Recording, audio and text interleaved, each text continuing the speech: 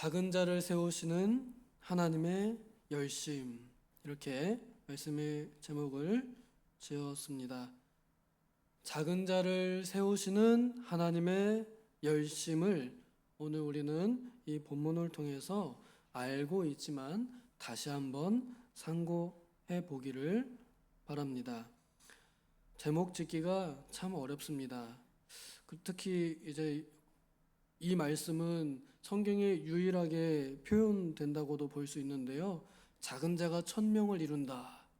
딱 검색하면은 이 한 구절 나옵니다. 약한 자가 강국을 이룰 것이라. 어떤 목사님은 이 말씀 하나를 품고 소망하면서 평생 목회하시면서 하나님의 은혜로 큰 교회, 한 목사님을 통해서 큰 교회가 성장하게 되는 그런 역사를 이루기도 했다고 간증한 것을 저는 들은 적이 있습니다. 이 일은 궁극적으로 될 것과 그리고 각자 개인에게 하나님께서 하시는 동시적인 역사를 보여준다고도 할 수 있겠습니다. 이사야 선지자는 구약에 우리가 전에 배웠듯이 히스기야를 위해서 같이 기도해줬던 선지자가 누구일까요? 히스기야, 너 이제 죽을 거다, 정리해라 했을 때 그 말을 전해준 사람이 누구예요? 이사야입니다.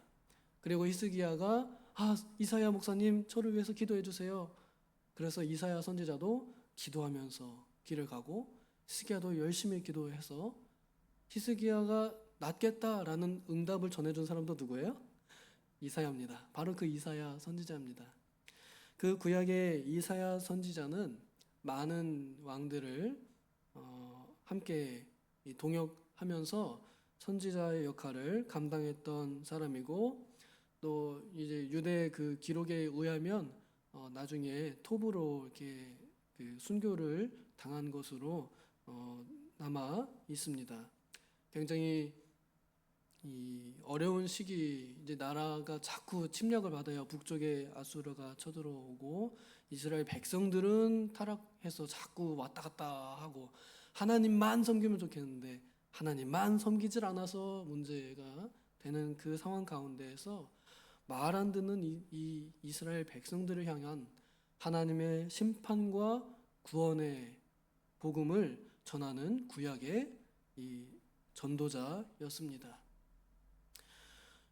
하나님의 구원과 심판에 대해서, 그러니까 심판과 구원이죠. 잘못하니까 심판받을 것이다. 그러나 하나님께서는 은혜롭고 자비로우시기에 구원하실 것이다. 그러니 하나님께 돌아오고 믿는 사람으로서 복음에 합당한 삶을 살아라 하고 이스라엘 백성들에게 참 많이 설교한 선지자입니다.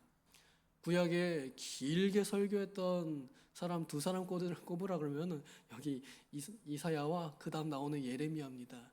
가장 긴 선지자이고 가장 긴 설교문을 남긴 목사님이라고도 할 수 있겠는데요.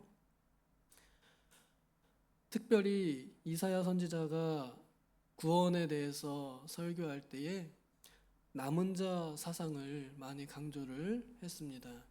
하나님께서는 남은 자를 통해서 끝까지 버티는 사람을 통해서 역사하신다. 하나님께서 남기신 그 적은 무리를 통해서 하나님께서는 회복시키시고 하나님의 일을 하신다라는 것이고, 그것이 가장 명확하고 또 감동적이게 표현된 구절이 있다면 그것이 바로 오늘 함께 말씀을 나누는 본문의 구절입니다. 이사야 6022, 이걸 이렇게 한번 기억해두면 좋을 것 같아요. 가끔 내가 너무 보잘것없다거나 내가 너무 연약해 보인다라고 이런 생각이 들 때 우리를 위로하시는 말씀이라고, 이것을 나에게 적용한다 그러면 많이 위로가 되고 힘이 될 수 있는 말씀입니다. 하나님께서는 능력이 무한하시기 때문에 이 세상의 모든 역사를 주관하시고 그리고 그 세상에 있는 수많은 사람들 한 사람 한 사람의 삶을 인도하시는 하나님이십니다.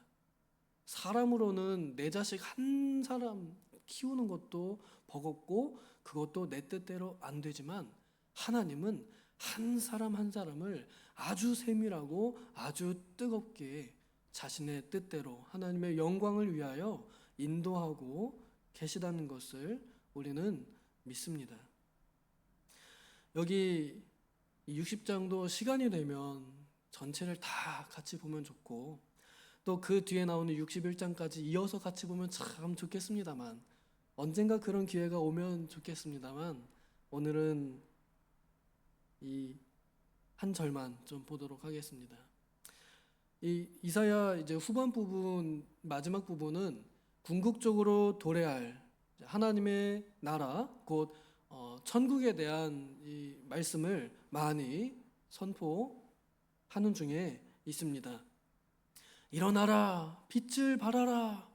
하나님께서 너의 영광이 되신다. 너는 어둡지 않다. 너는 빛이 난다. 너는 빛난다. 그러니까 너의 빛을 마음껏 발산해라. 성도답게 살아라 하고 권면하고 위로하며 나아갑니다. 여호와의 영이 너에게 임하셨다. 성령께서 너와 함께 계신다. 성령이 오셨네. 너를 통해서 나라를 이루어 가신다. 하나님의 뜻이 하나님의 나라가 너를 통해서 높아지고 이루어져 간다 하는 큰 이 흐름 속에 있습니다. 이 말씀은 신약의 예수 그리스도를 통해서 이 세계 역사 가운데 분명하게 나타났고 그 다음에 이제 그리스도께서 재림하시는 날 그리고 그 이후에 이루어지는 나라 영원한 천국의 모습을 그려주기도 합니다. 그래서 앞으로 이루어질 일이기도 하며 지금 이미 이루어지기도 하고 있고 그리고 이미 전에도 이루어진 일에 대한 것입니다. 작은 자가 천명을 이루고 그 약한 자가 강국을 이루는 역사는 구약에서 이미 이루어진 적이 있습니다. 이미 세계 인류 역사 자체가 그렇습니다. 아담 한 사람을 통해서 그 작은 한 사람을 통해서 세계에 사람들이 가득 차게 되어서 나라를 이루었죠. 그 다음에 노아 홍수 이후에 남은 한 가정을 통해서 하나님께서는 이 세상에 다시 한번 온 인류가 가득 차게 하시는 나라를 이루는 역사를 이루셨고 그 다음에 아브라함 한 가정을 고르셔서 이스라엘 나라를 세우셨습니다. 이삭과 야곱을 통해서 또 요셉을 통해서 유다를 통해서 그리스도의 계보를 이으며 다윗을 통해서 하나님의 영적인 나라와 그 다음에 궁극적인 하나님의 나라를 세우셨고 또한 세우실 것입니다. 그래서 실제로 이스라엘을 통해서 그리스도께서 유다의 가문과 다윗의 계보를 통해서 오셔서 하나님의 나라를 세우시고 뜻을 이루시고 또 영적인 이스라엘 그리스도를 통한 우리 안에 하나님께서 우리를 이스라엘 삼으시고 교회를 이스라엘 삼으셔서 하나님의 백성으로 하나님의 나라로 세우신 것은 지금 우리에게 일어난 과거입니다.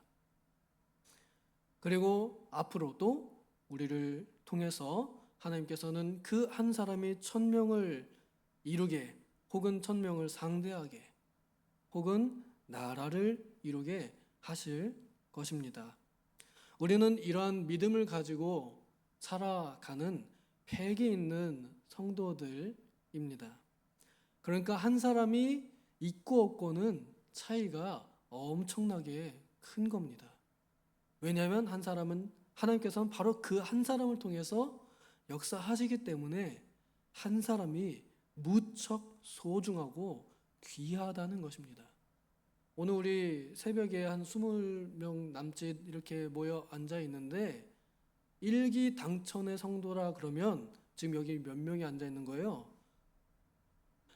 20 곱하기 1000 하면은 2만이죠.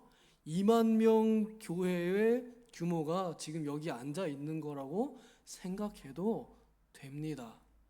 이 말씀을 신실하게 믿는다면 그렇다라는 거죠. 우리 한 사람이 그만큼의 역량과 가치를 가지고 있다는 것입니다.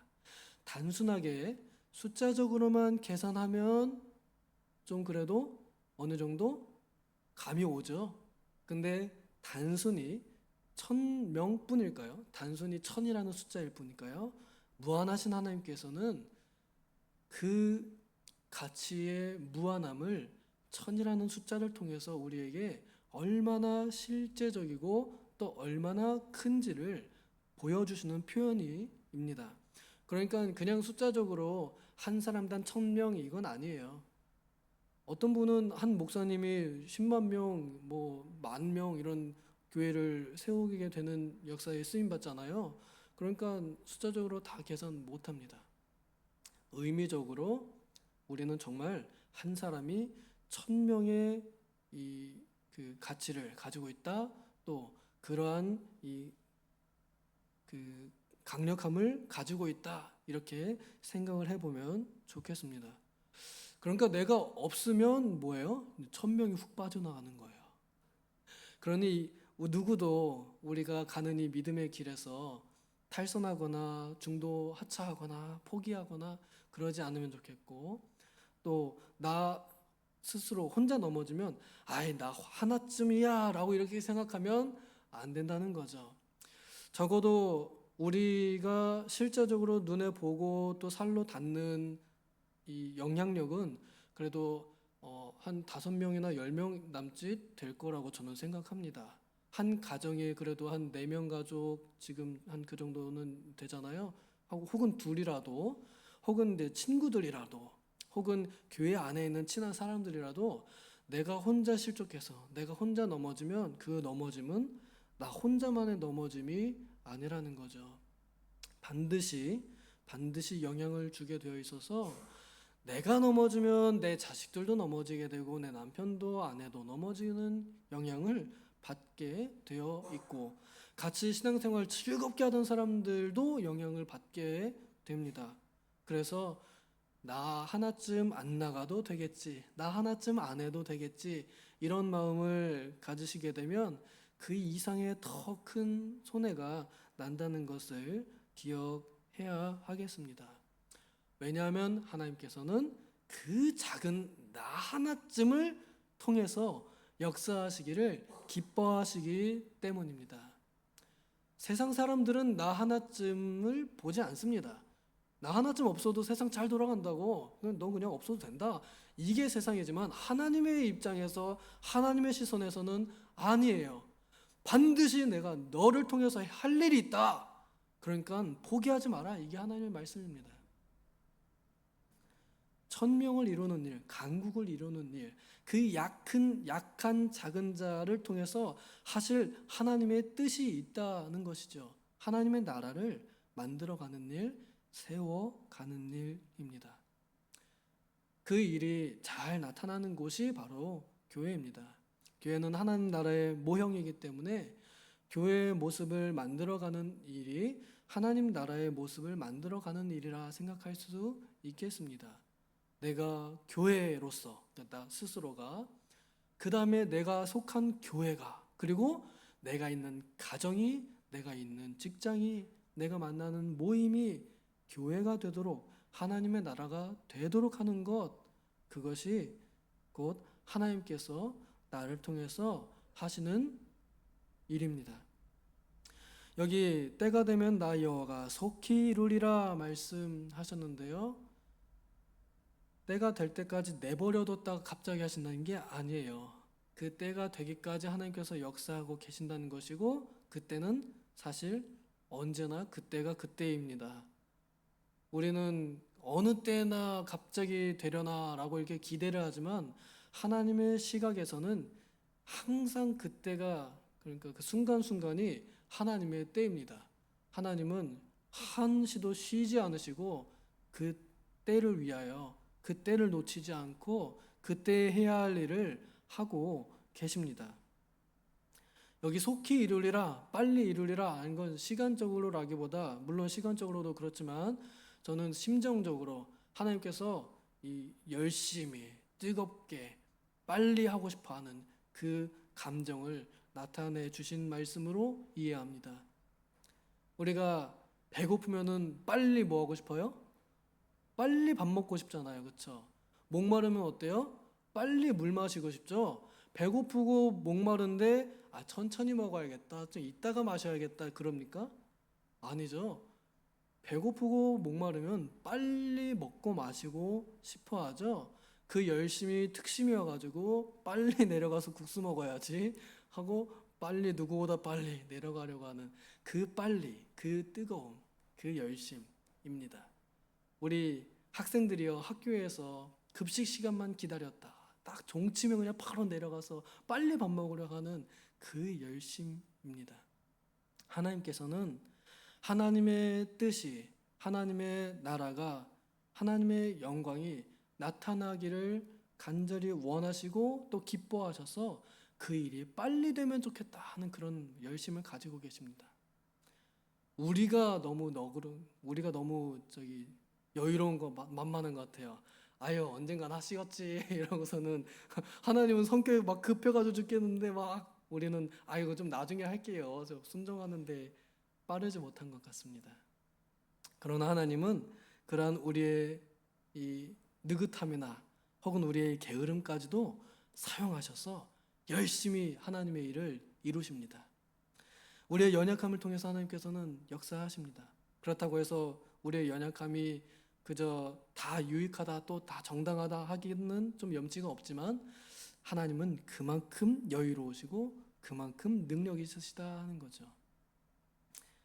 한 사람을 통해서 하나님께서는 얼마나 열심히 하나님의 나라를 세워가시는지 모릅니다. 이번 화요일 날 목사 안수식이 있었죠. 두 분의 목사님이 세워졌습니다. 귀한 분들이죠. 한 사람의 목회자가 탄생하는 데에 하나님께서 얼마나 열심히 공들이고 작업하셨을까? 만약에 우리 지금 여기 계신 선배님들께서 당신의 자녀들을 남자든 여자든 상관없이 남자는 목사로 여자는 전도사로 세우시고자 하는 뜻이 있으시다 그러면 어떤 작업과 어떤 전략을 펴시겠습니까? 저희 어머님은 세뇌시키는 방법을 선택하셨습니다. 제가 고등학교 때까지 제 손으로 제 꿈을 써본 적이 없어요. 선생님이 네 꿈은 뭐냐라고 이렇게 써와라 그러면 나는 다른 거 쓰고 싶은데 저 어머님 항상 가져와 목사 써가지고 선생님한테 제출하도록 그랬습니다. 그렇게 하는 걸 하실 수 있겠습니까? 또 한다고 해서 다 되겠습니까? 쉽지 않습니다. 제 어머님의 공로가 아니라 하나님의 뜻으로 저는 지금 여기 서 있는 거죠. 하나님의 열심히. 내 인생 귀하잖아요. 한 번 사는 인생인데 그 길을 간다? 그건 참 쉬운 일이 아닙니다. 그런데 그러한 길을 기꺼이 걷겠다 하는 마음을 가진 것과 그리고 그 일이 이루어지는 것은 사람의 일이 아니라 사람의 열심이 아니라 하나님의 열심입니다. 하나님의 열심으로 우리 교단에 새로운 목회자가 탄생하게 되었습니다. 이것은 하나님의 은혜이고 우리 교단의 복이며 곧 나의 복입니다. 이 일은 남의 일이 아닙니다. 이제 세워지는 목사님들 중에서 누군가는 우리 교회 올 수도 있고 나의 목회자가 될 수도 있는 거잖아요. 그럼 그분을 통해서 하나님께서 나를 양육하실 일인데 그러면 그 일은 나랑 관계없는 일이 아닌 거죠. 그러니 위에서 기도해줘야 되겠어요? 말아야 되겠어요? 관심을 가져야 되겠어요? 안 가져야 되겠어요? 제가 왜 이 말을 하느냐면 생각했던 것보다 너무 관심이 없었던 것 같다는 인상을 받았습니다. 옛날에 다른 그 목회자 안수식 하면 그때는 이제 예배당이 꽉 찰 정도로 사람들이 많이 왔었던 걸 기억하거든요.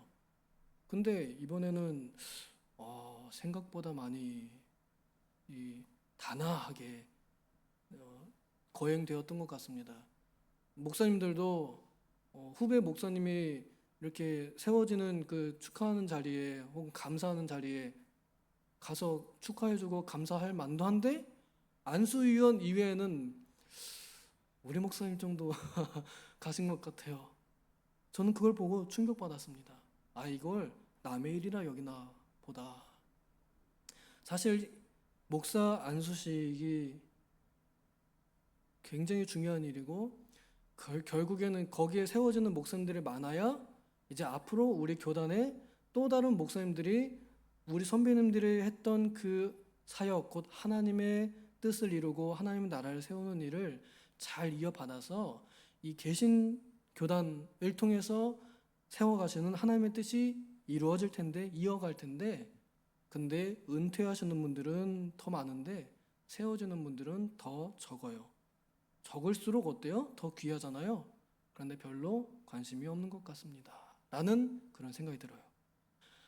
그래서 저는 이 말씀을 보면서 이번에 세워진 그 목사님들을 통해서 그 작은 자가 천을 이루게 하시기를 축복하고, 그 연약한 자들을 통해서 하나님께서 나라를 세우시기를 축복합니다. 그들을 통해서 하나님께서 맡기시는 교회를 1000명 그 이상 교회로 세우시기를 바라고, 그 교회가 곧 하나님의 나라가 되기를 소망합니다. 이러한 마음으로, 같은 마음으로 함께 기도해 주시면서 동참해 주시고, 그들의 사역을 멀리서라도 우리 좋은 거 있잖아요. 영적인 화살 팩팩 쏴주면서 기도해 주며 함께 성장하고 함께 나아가는 교단이 되기를 소망합니다. 오늘도 하나님께서는 열심히 그들을 통해서 나라를 세우시고, 또 남의 이야기가 아니에요. 나를 통해서도 하나님께서는 하나님의 나라와 하나님의 뜻을 이루어가고 계신다는 것을 믿으며 함께 성장하고 나아가는 우리가 되기를 소망합니다. 기도하겠습니다. 하나님의 때가 되어 귀한 일꾼들이 세워지게 됨을 감사를 드립니다. 그 작고 또 적고 연약한 이들을 통해서 하나님은 그들을 통해서 강한 자들을, 있는 자들을 부끄럽게 하시는 것이 하나님의 뜻이오니, 이번에 세워진 목사님들을 통해서 천을 이루게 하시고 강국을 이루게 하여 주시옵소서. 또한 나를 통해서 천을 이루고 강국을 이루는 역사가 이루어짐을 믿게 하여 주시옵소서. 그리하여 나는 작은 자지만 하나님 눈앞에는 존귀한 자임을 잊지 않게 하여 주시고, 그리하여 내게 맡겨진 모든 하나님의 일들을 귀하게 여기며 하나님의 사람으로, 하나님 나라의 일꾼으로 살아가는 우리가 다 되게 하여 주시옵소서. 감사드리며 예수님의 이름으로 기도하옵나이다. 아멘.